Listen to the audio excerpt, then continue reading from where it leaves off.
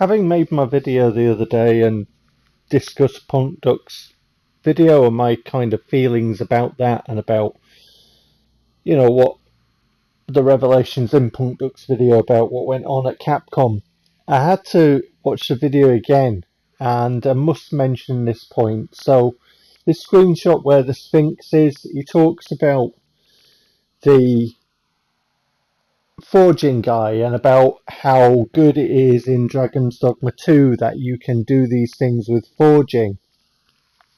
Well, you could in Dragon's Dogma 1, you could send items to other people, so you could have key items forged. The whole speedrunning thing on Dragon's Dogma 1 is a sight to behold, and for that it necessitates that you forge things in the game specifically to use later on, and you can send them to other players. You could in the first game, and in the first Dragon's Dogma in the base game, as well as the Dark Arisen Bitter Black expansion bit, you could forge more than in Dragon's Dogma 2. In fact, that's one of the things I mentioned in the number of videos that I did discussing the whole Dragon's Dogma 2 debacle anyway. So I just had to mention that from Punk Duck's video, because it's not the great amazing thing that you might think it is in Dragon's Dogma 2, because it was done in a much grander capacity and gave the player a lot more freedom to play the game how they saw fit, to forge all manner of things. Like I say, just a bigger version of the forging, capabilities in the base Dragon's Dogma and Dark Arisen than Dragon's Dogma 2, which is another downgrade from Dragon's Dogma 2. And as I mentioned, I already covered that before, but I had to pull that out because Punk Duck seemed to, laud that, and really, it's not something to be celebrated in Dragon's Dogma 2, since it's a downgrade of the forging capacity of Dragon's Dogma 1, even in the base version of it. Really had to mention that. So other things that I felt necessary to talk about that I thought was relevant is a game that Capcom did called Lost Planet. Punk Duck mentions about the financial difficulties that Capcom got into, and also the taking of, Monster Hunter having Dragon's Dogma DNA. That part of what he talked about, because Lost Planet in its movement, the guy who designed it wanted a bigger world, so Lost Planet ended up being quite linear. The previous screenshot I showed, a guy goes into some of the development section on this, which is quite interesting. And Lost Planet has a lot of weight and slow movement to the character movement, and in fact picks up big heavy guns as well at points, as well as getting in mechs and all that sort of stuff. So the Lost Planet sort of thing had elements that you could say Monster Hunter had also. This screenshot, I'm just going to be talking about the size of the Acrid, which are the creatures inhabiting the planet of the first Lost Planet game, which was Lost Planet Extreme Condition. That I've spoken about in a previous video, that kind of worm-like monster coming up out of the snow. It reminded me a bit of Dune. I'd love to see Lost Planet revisited by Capcom.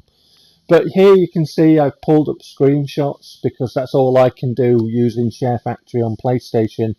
I've pulled up some screenshots which you can access yourself, or you can just watch videos of Lost Planet Extreme Condition on YouTube and see some of these creatures and the size of them in their environment, which was designed. Like I say, it's an altered version of the original concept by the guy at Capcom, which Capcom did not want to make, and he had to really fight to get his vision made. It seems to be kind of a problem at Capcom where I don't think they've got out of it personally. The running of Capcom seems to be where Itsuno had his problems, and I'm highlighting this here because there are people who praise Capcom today, and I'm not one of them. I really wasn't keen on the Resident Evil 4 remake demo, and I much prefer the original, which is why I showed that screenshot previous. On this one, I'm just highlighting really the sort of time period that Punk Duck was referencing to, when Clover Studios, who made stuff like Beautiful Joe, which I've got, and Beautiful Joe 2, which I've also got on Piano 3, and, you know, Okami and stuff, and they left to become Platinum Games. And I think that my point really, when I listened to Punk Duck talking about this, is that there was a lot more going on at Capcom at the time, I feel.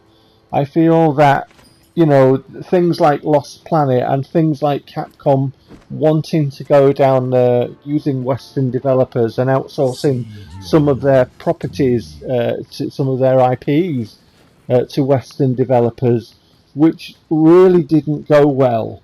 In the case of Lost Planet, which I just highlighted, Lost Planet 3 was totally made by Western devs, and in fact Lost Planet 2 was focused on a more kind of online feel, which was what Western devs were doing, whereas Lost Planet 1 was very kind of Japanese, and that is my favourite game in I haven't never played Lost Planet 3, it just does not interest me.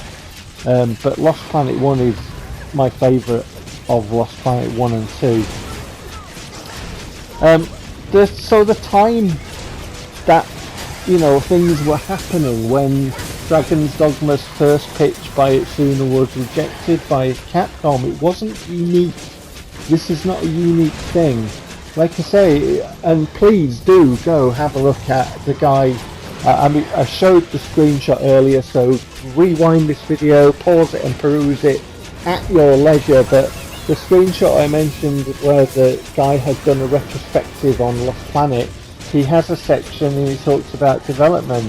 I've further looked into this, and you can search it on YouTube, where Lost Planet's development really was not anything that Capcom were excited about, nor did they were open to it, and it was kind of a fight by the guy who wanted it, his vision created, to get it done. And in the end, it's like Capcom really didn't know what to do with the series and pushed it into a Western direction, and then ended up having a Western developer who really didn't have a great track record to make Lost Planet 3 in the end, and we don't see any Lost Planet now, despite the fact that it has all the hallmarks that would make it something that would be viable today in its original vision, with the architecture that we have with PlayStation 5 and, you know, Series X and PCs now, is that it would be able to have a more expansive world, and the original vision would be something that would, you know, be able to be realised. So Itsuno wasn't unique in having his ideas rejected. It does seem to be of the era of Capcom's management. And the other thing that I'd like to point out is that Capcom's management railroaded franchises in a way that really didn't do them any good. DMC Devil May Cry, and I tried the demo. I remember trying the demo of DMC Devil May Cry, and it was awful. It really was awful. It was overly simplified with the colour-coded weapons. The level design and structure was terrible.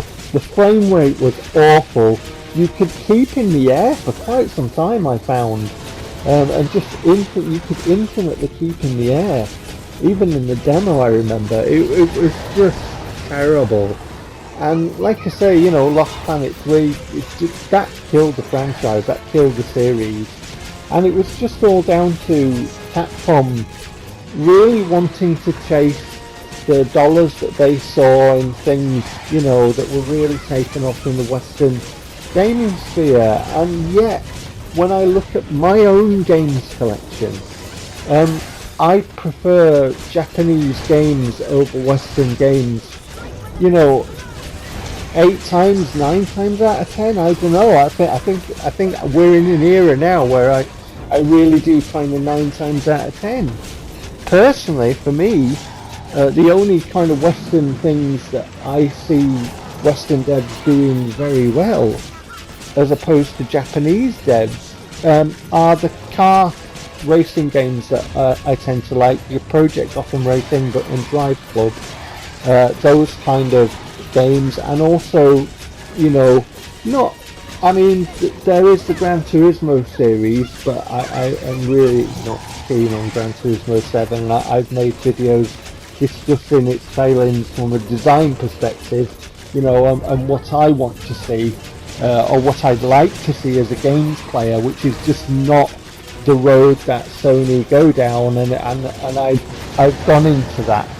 Nobody really seems interested in, you know, my perspective on it, but I tell you something now, nobody on YouTube I've seen has talked about the same thing, and nobody seems to care, and yet I think it's crucial in the development of the game and who it's directed at. So there's driving games that Western devs do, I suppose, well, although Japan did do the arcade driving games really well, and I've spoken about Ridge Racer being the perfect arcade racer for me, and obviously things like F-Zero GX and things like that.